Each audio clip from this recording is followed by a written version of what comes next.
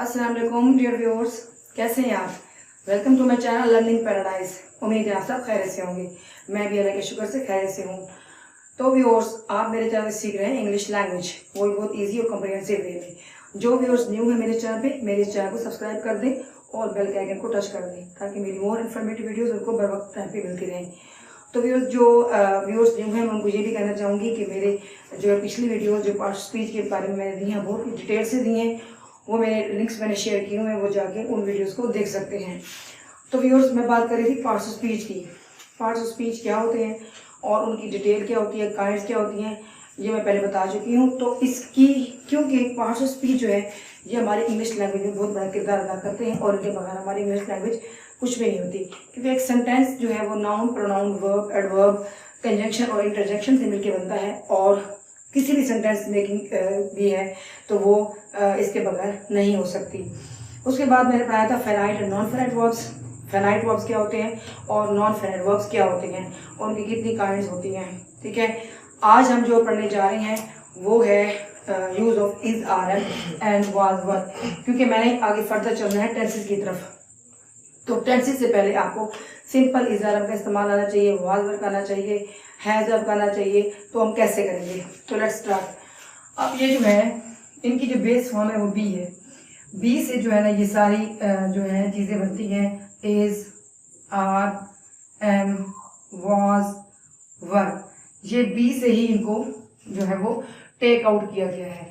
क्यों? अब बी का क्या मतलब है? बी का मतलब होता है होना, लाइक गुस्सा होना, नाराज होना और किसी भी चीज़ से मुत्तफिक होना या ना होना, किसी स्टेट में होना, किसी कंडीशन में होना, किसी इवेंट में होना। ठीक है, तो किसी भी सूरत हाल में होना, इसको कहते हैं बी। और इसकी जो अगर काइंड्स हैं, अगर प्रेजेंट की बात करें तो उसके लिए यूज होते हैं इजारन, और अगर पास्ट की बात करें तो यूज होते हैं वाज, वर। ठीक है, तो इनका सिंपल इस्तेमाल मैं आपको इस तरह आपको एग्जाम्पल के लिए समझ आएगा। For example, she is a beautiful girl. She is a beautiful girl. अब देखिए इज, ये सिंपल स्टेटमेंट है। अब इसका किसी टेंस से कोई ताल्लुक नहीं है। ठीक है, तो आपको सिंपल सेंटेंस मेकिंग में ये बहुत काम आते हैं। इसी तरह अगर एग्जांपल दी जाए that he is writing a letter. अब देखिए he is writing a letter, ये प्रेजेंट कंटिन्यूअस टेंस को शो कर रहा है क्योंकि प्रेजेंट कंटिन्यूअस टेंस में हेल्पिंग वर्ब के साथ हम आईएनजी भी लगाते हैं। ठीक है, वर्ब की फर्स्ट फॉर्म के साथ हम आईएनजी भी लगाते हैं, इसीलिए ये प्रेजेंट कंटिन्यूअस टेंस को शो कर रहे हैं। जहाँ कहीं भी आपको लगे कि इज आर के साथ फर्स्ट फॉर्म के साथ आईएनजी है तो वो प्रेजेंट कंटिन्यूअस टेंस को शो करता है, और जहाँ पे ये सिंपल स्टेटमेंट हो वहाँ पे ये सिंपल इसका इस्तेमाल होता है। ठीक है, अब हम चलते हैं आर की तरफ। लाइक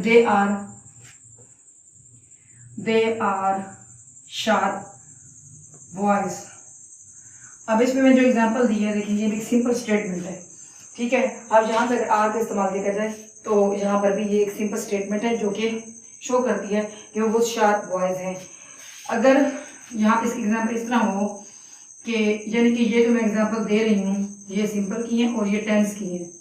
ठीक है, ताकि आपको उनका जो है डिफरेंस पता चल चुके। For example, they are going to Lahore. They are going to Lahore. अब इसमें देखें मैंने आर के साथ फर्स्ट फॉर्म के साथ आईएनजी लगाया है, तो ये प्रेजेंट कंटिन्यूअस टेंस है। ठीक है, अब देखिए ये सिंपल स्टेटमेंट है, ये प्रेजेंट कंटिन्यूअस टेंस है। जहां पर आपको लगे कि आर के साथ फर्स्ट फॉर्म आईएनजी है तो वो टेंस होगा और प्रेजेंट कंटिन्यूअस टेंस होगा। बट जहाँ पे सिंपल स्टेटमेंट हो तो वो सिंपल जो है उसकी इज आर का इस्तेमाल होता है। एम का इस्तेमाल तो रह गया। अब एम का इस्तेमाल कैसे करेंगे? For example, I am an intelligent boy. I am an intelligent boy. अब इसमें देखिए I am an intelligent boy. अब यहाँ पे सिंपल एम का इस्तेमाल है, तो ये भी एक सिंपल स्टेटमेंट है। यहाँ पे सिंपल स्टेटमेंट है। अगर यहाँ पे हो, अब ये हो गया सिंपल स्टेटमेंट।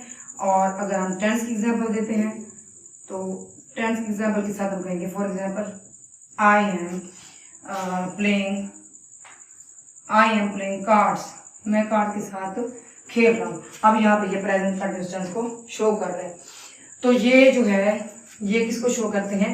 ये इज आर एम, ये प्रेजेंट जो है स्टेट को, प्रेजेंट कंडीशन को शो करते हैं। अब हम बात करेंगे इसकी वाज वर्ब की। अच्छा, आपको ये पता होना चाहिए, अभी मैंने आपको एग्जाम्पल सारी दे दी, तो इज आपने कहाँ लगाना है, पहले मैं ये बता दूं। इज आएगा सिंगुलर के साथ, ठीक है, और आर आएगा प्लूरल के साथ। इसी तरह एम आएगा आई के साथ, हमेशा एम आता है। इसी तरह वाज अगेन सिंगुलर के साथ और वर आएगा प्लूरल के साथ। तो ये वाली चीजें आपको क्लियर होनी चाहिए कि कौन सा जो है helping verb as a singular आएगा और कहाँ पे एज अ प्लूरल आएगा। तो फिर हम बात कर रहे थे कि पास्ट में, ठीक है, पास्ट में इसका जो है इस्तेमाल कैसे होता है। For example he was in bad condition, वो एक बैड कंडीशन में था। आप देखें ये भी एक सिंपल स्टेटमेंट है कि वो कंडीशन में था, और कौन किस कंडीशन में था, बैड कंडीशन में। अगर इसकी एग्जांपल टेंस के तौर पर हमने तो he was buying books, वो बुक्स खरीद रहा था। अब इसमें ये पास्ट कंटिन्यूस को शो करता है, ठीक है, क्योंकि वाज के साथ फर्स्ट फॉर्म आई है, इसलिए ये पास्ट कंटिन्यूस को शो कर रहा है। इसी तरह अगर मैं एक और इसकी एग्जांपल लूँ वर की, अब हम वर की करते हैं। दे वर नॉटी बॉयज।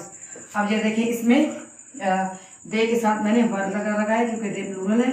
ये भी एक सिंपल स्टेटमेंट है। और अगर हम इसका जो है टेंस के तौर पर इस्तेमाल करें तो दे वर प्लेइंग क्रिकेट या दे वर प्लेइंग हॉकी। चलिए, दे वर प्लेइंग हॉकी हो गया।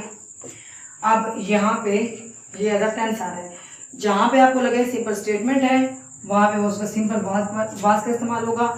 जहाँ पे वाज के साथ फर्स्ट फॉर्म के साथ आईएनजी आ रहा हो तो वो टेंस होगा। इसी तरह अगर वर है और वर के साथ जो है वो सिंपल स्टेटमेंट है तो वो फिर क्या होगा, सिंपल स्टेटमेंट होगी, यानी कि सिंपल वर्ब का इस्तेमाल होगा। और अगर वर्ब के साथ फर्स्ट फॉर्म के साथ आईएनजी आ रही है तो वो पास्ट कंटिन्यूअस को शो करेगा। और आपको ये बात समझ आ गई होगी ना कि ये सारी बी की फर्दर फॉर्म्स हैं, ठीक है। बी का क्या मतलब होता है, होना, तो ये उसकी फर्दर फॉर्म्स हैं।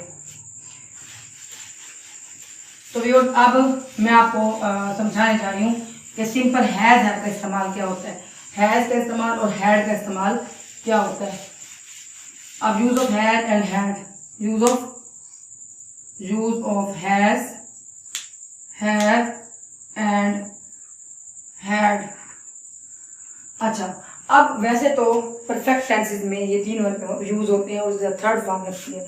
अगर आप परफेक्ट प्रेजेंट जो है, अभी टेंसेस मैंने आपको पढ़ाने हैं, मैं सिंपल आपको एग्जांपल के लिए बता रही हूँ कि प्रेजेंट परफेक्ट में हम हैज के साथ या हैव के साथ हम लगाते हैं वर्ब की थर्ड फॉर्म, और पास्ट परफेक्ट में हम लगाते हैं हैड प्लस थर्ड फॉर्म, ठीक है। अगर इनका सिंपल इस्तेमाल आ जाए तो वो सिंपल हैज हैड का इस्तेमाल होता है। और ये किस सूरत में होता है, जैसे कि मैंने आपको बताया था कि इज़ आर वाज का इस्तेमाल होता है बी यानी कि होना में। तो ये शो करते हैं दोनों पोजीशन को, ठीक है। किसको शो करते हैं, तीनों, बल्कि ये शो करते हैं पोजीशन को। पोजीशन किसे कहते हैं, पोजीशन कहते हैं ऑनरशिप को, ऑनरशिप को कहते हैं पोजीशन, यानी कि किसी भी चीज का मलकियत होना। आपके पास कोई चीज है, आप उसके ऑनर हो, वो आपकी मलकियत है, तो ये उस पे वहां पे यूज होते हैं इसका इस्तेमाल। अब for example, she has a beautiful doll, she has a beautiful doll. आप देखें, यानी कि डॉल जो है वो किसकी मलकियत है, उस लड़की की, तो ये हैज यहाँ पे मलकियत के तौर पर यूज हो रहा है। अगर हम टेंस के तौर पर इसको लिखेंगे तो फिर यूं होगा कि she has done her work, उसने अपना काम कर लिया है, ठीक है। अब यहाँ पे ये प्रेजेंट परफेक्ट के तौर पर यूज हो रहा है। अगर आपको हैज के साथ थर्ड फॉर्म मिले तो वहां पे ये टेंस होगा, ठीक है, प्रेजेंट परफेक्ट टेंस होगा। और अगर आपको सिंपल हैज का इस्तेमाल हो तो वो फिर सिंपल ऑनरशिप को शो कर रहा होगा।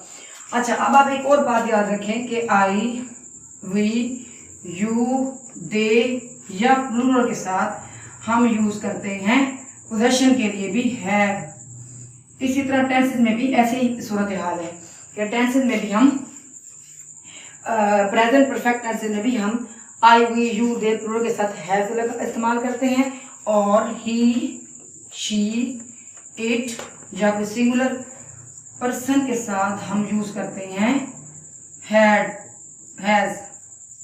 ठीक है, तो मैंने आपको एक हैज की एग्जांपल तो दे दी, अब आपको एक हैव की एग्जांपल भी दे देती हूँ, उसके बाद हम चलेंगे फिर हैड की तरफ। अभी हम बात कर रहे हैं प्रेजेंट की जो ऑनरशिप होती है, हम उसको शो कर रहे हैं। अब फॉर एग्जांपल दे हैव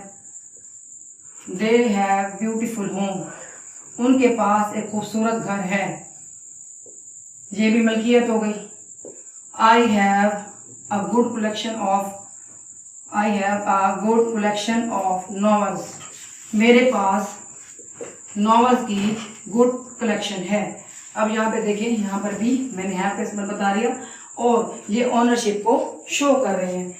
ठीक है, और अगर इसको टेंस के तौर पर यूज करेंगे तो फिर ये बनेगा I have completed my work. अब यहाँ पे ये किसको शो कर रहा है, यहाँ पे ये टेंस को शो कर रहा है, यानी कि जब हैव के साथ थर्ड फॉर्म लगे तो वो टेंस होगा, और सिंपल अगर हो तो वो पोजेशन या ऑनरशिप को शो करेगा, इसके साथ कोई आगे थर्ड फॉर्म नहीं होगी। ठीक है, अब हम आते हैं हैड की तरफ। अब जो हैड है ये पास्ट की पोजीशन को शो करता है, किसको, पास्ट की पोजीशन को हैड शो करता है, पास्ट की पोजीशन को, और पास्ट परफेक्ट में भी हैड प्लस थर्ड फॉर्म आती है, ये भी आपने मिक्स नहीं करना। फॉर एग्जाम्पल अगर माजी में किसी के पास कोई चीज़ थी तो फिर आप उसको कैसे बयान करेंगे, हम उसको हैड के साथ हम उसको इस्तेमाल करेंगे। Like she had beautiful doll, that she had beautiful doll, उसके पास जो थी ब्यूटीफुल डॉल थी। ठीक है, अब ये देखिए हैड, उसके बाद ब्यूटीफुल डॉल थी, अब वो पास्ट में उसकी पोजीशन थी, पास्ट में उसकी ओनरशिप थी, हमने उसको हैड इस्तेमाल किया। इसी तरह they had a good collection of coins, good collection of coins, good collection of coins, उनके पास कॉइन्स की गुड कलेक्शन थी। अब यहाँ पर भी ये पोजीशन के तौर पर यूज हो रहा है। ठीक है, तो अब मैंने जैसे बताया कि हैज आपके लिए तो वो है ऑप्शन है कि हैज कहाँ पे आएगा, यानी कि ही, शी, सिंगुलर नेम के साथ आएगा, हैव जो प्लूरल आई, वी, यू और दे के साथ आएगा, लेकिन हैड सब के साथ आएगा। इसके लिए कोई कैद नहीं है कि कौन सा सब्जेक्ट होना चाहिए और कौन सा नहीं होना चाहिए। और अगर हम इसको टेंस के तौर पर यूज करें तो फिर आएगा for example she had gone to Lahore, वो लाहौर जा चुकी थी। अब यहाँ पे देखिए हैड के साथ थर्ड फॉर्म है, तो ये पास्ट परफेक्ट को शो कर रहा है।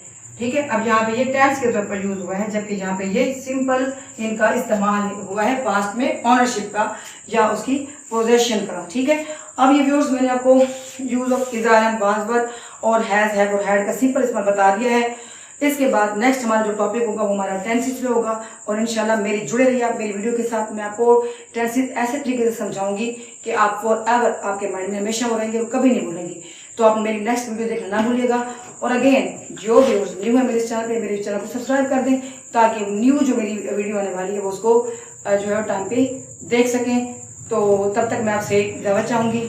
Till then bye bye.